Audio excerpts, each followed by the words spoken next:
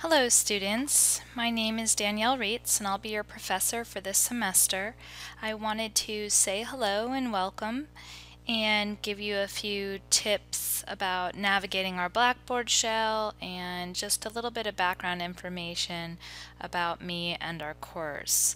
So one of the things that you want to do when you first get into our course is read over our home page, and especially if you've never been part of a fully online class before, look through these requirements for our course. Make sure you have the basic skills that are needed. Make sure you're registered with Lake Hawk email and that you can have Firefox as your browser. Most things I tend to work in Chrome, but there are some things that really work better in Firefox, so it's good to have that handy. Excuse me. As far as Blackboard goes, like I said, if this is your first time navigating a fully online course, then please make sure to be attentive to the course. It's easy to let things get away from you when they're not right in front of you, or you're not required to show up somewhere and have someone remind you of things. And so I recommend logging into our course at least twice a week. Setting up some time in your course schedule or your calendar, pretending, it is a regular class that has 80 minutes a week where you meet, and devoting that time to working in our Blackboard shell. I also recommend when you come in checking things like the announcements. That's where if I need to change anything in the syllabus, or if I won't be available to meet because my office hours need to be canceled or something like that, that'll be in there. I typically also, there's a notification button that I can click so that the announcements get sent to your email inbox, your Lake Hawk email. So I typically do that as well. So that's a good reason to make sure that you're at least twice a week checking your Lake Hawk mail as well. Instructors will often send out study guides or helpful tips, or like I said, if they're going to be absent and class is canceled, they might notify you that way. So it's good to stay current with that. I know sometimes you have so many emails and passwords and places to log in, it can get a bit overwhelming, but this is one that's important. So if we go back to our home screen, this is the screen where we have our syllabus and my contact information. My office hours are here. And we'll go over the syllabus in just a moment. This is my office phone number. The best way to reach me, however, usually is email, unless you are on campus during these hours, these office hours. But even during these office hours, sometimes I get called out to a meeting or something like that, and so I'll put a note on my door. But really the best way to contact me is via email, or to make an appointment if you really want to meet face to face, and that's fine. I'm happy to meet face to face. My office is on the South Lake campus, so if you're in Leesburg and taking this class, that might be something you want to keep in mind. We can meet by phone if driving down to Claremont is too arduous. There is a place for course-related questions. So if you have something that is about an assignment, you think it's something your classmates might benefit from, if you go to the discussion board, so here it says the Q&A on the discussion board, I'll respond to those questions on there, and that way everyone can see them.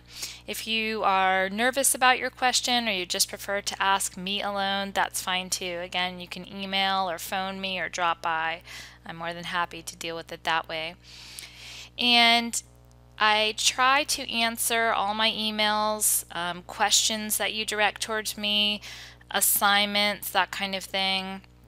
Or not assignments, I'm sorry, emails and questions within 24 hours. So if you email me on a Monday, I will get back to you within 24 hours on Tuesday. That is only Monday through Friday. However, I do kind of go dark on the weekends and try to have a life away from my computer with my family on Saturdays and Sundays. So I do not check email on those days. So if you email me on Friday, I will get back to you on the next work day, Monday. And my goal is, all the way our syllabus is laid out is that all your assignments are due on a Monday, and so my goal is to have responses and grades back to you by the next Monday on those assignments at the latest. There is the Firefox browser, so if you are not used to using it, you can download it there. That is the best way to navigate Blackboard. Most things work in Chrome and Internet Explorer, but not all. So if you run into any glitches, it might be because you're not using that. If you look at our syllabus, it also has my contact information. I'm not going to go through this line by line. I do want you to do that independent of me. But there are a couple things that I wanted to call your attention to. So let me see if I can find them on here. So you'll see this QEP student learning outcomes assessed in this course. And then we have a regular student learning outcome here.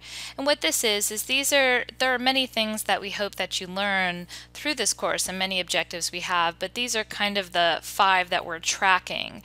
And the first one here about writing with clarity, even though this isn't an English class, we've agreed that part of student success is being able to write at the college level. So that doesn't mean that your writing is completely error-free, but it does mean that there aren't frequent errors and distracting errors, and that your message is communicated clearly. And so we are assessing your writing to some degree in many of your assignments. These 4 assignments as well, you'll see when you get into the course, we have 4 major assignments. The first one talks about goal setting, and then we've got note taking, test taking, let me get it in there, test taking, and using feedback. And these, just to give you some context of where these came from, these are definitely student success traits. So the best students that we've seen, the students that are the most successful in courses, are good at these skills. And you may already be good at some of them. You may be good at all of them, but we've identified these as being particularly important in every discipline. And these kind of came out of our QEP, which stands for Quality Enhancement Plan. And this is something that was developed in-house, and there's a long backstory that I won't give you, but basically math and English and all kinds of disciplines got together and we did research and we said, okay, what can we do for our students that can help them? And we found that the most at-risk students were those in developmental math and MAT 0028, that remedial math before college algebra, that they had the hardest time completing, and the failure rate was pretty high and the retention rate was pretty low, meaning they dropped out a lot of the time.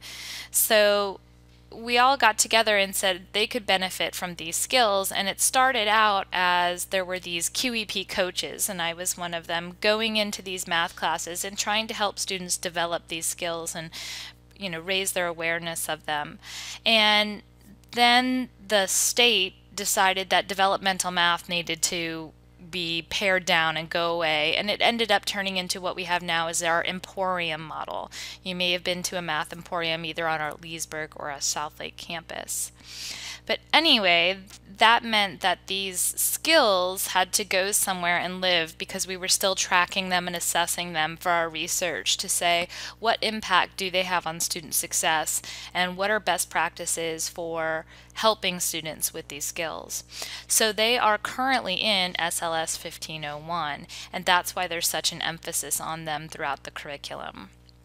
And we'll talk more about them throughout the semester.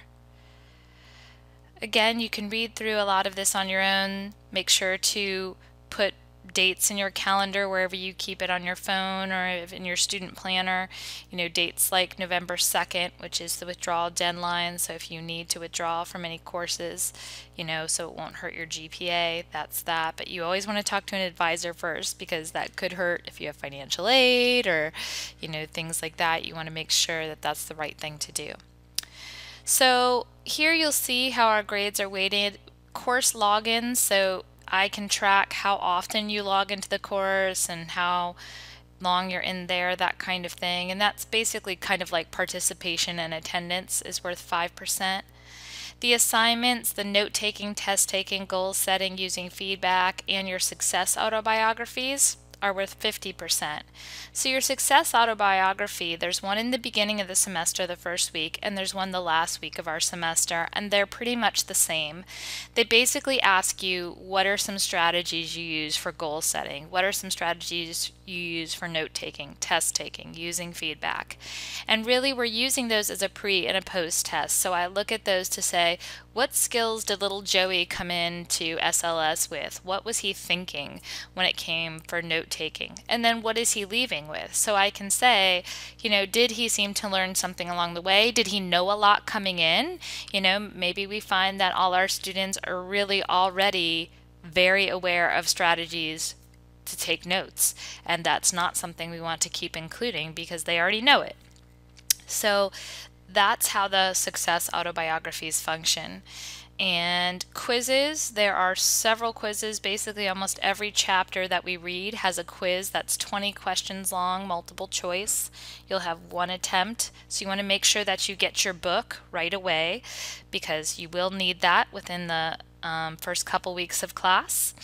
And it's fine for your quizzes to be open book. My philosophy on this is that the chapters are pretty lengthy. It takes me about an hour to read the chapter, a chapter. So, you know, I'm giving you only 25 minutes to take a 20-minute quiz. You can't not have read the chapter and take the quiz. You have to at least be passingly familiar with it in order to sit down and take that quiz and use the book to get a good score. So those quizzes are averaged together.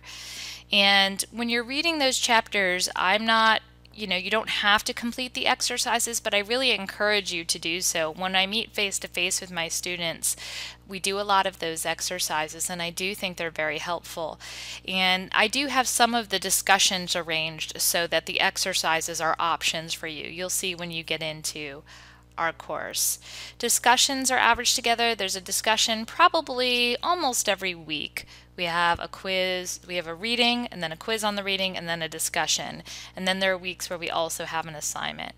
And finally, at the end of the semester, you have a career presentation, or a career project, I think I call it in there, where you pick a prospective career and you give an oral presentation and a written piece about it. And you'll hear more about that as we go on.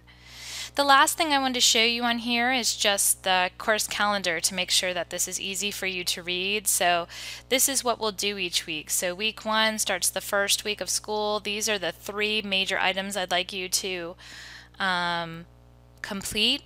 And you know, some of them have sub items as you get into the folders, and I want you to complete these by Monday of week 2, the 31st at 9 a.m.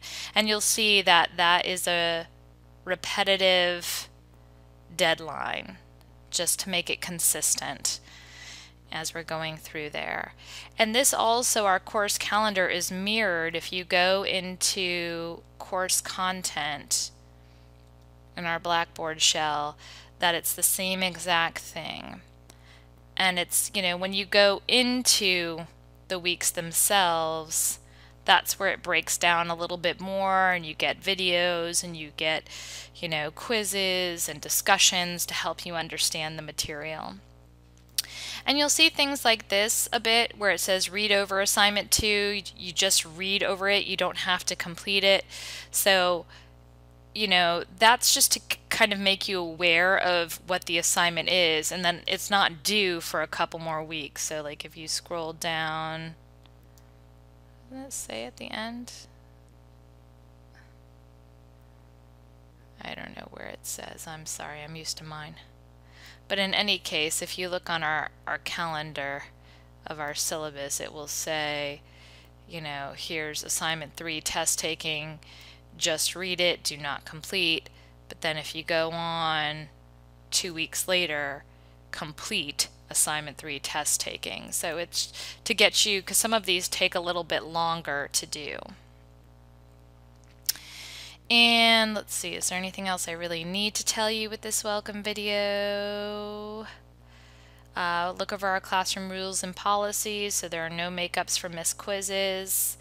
Assignments, so the major assignments that are worth 50% of your grade will not be accepted more than 5 days late, and they're docked a letter grade for each day they're late. And I think that's it for that. There is some redundancy built into our menu, so if you're looking for items, I have linked assignments in here and quizzes again, and discussions, just for easy access. Your My Grades folder is where you're going to see your grades, and that should calculate in real time. So as you see that final grade show up, at any given time you know what your grade is in the class. And of course there are always grades missing until the very end when we finish the semester, but you should always have an idea of what your grade is in the class. If you want to send me a message, you can use Blackboard Messenger to send me a message. This is better if you're asking me something grade related, because it's FERPA protected. Basically, it's private, more private than email, which is a matter of public record. Okay, I think that's all I wanted to say for now. I don't want to overwhelm you before we even get started. Please reach out and give me a holler if you have questions. All right, I'll see you online, students.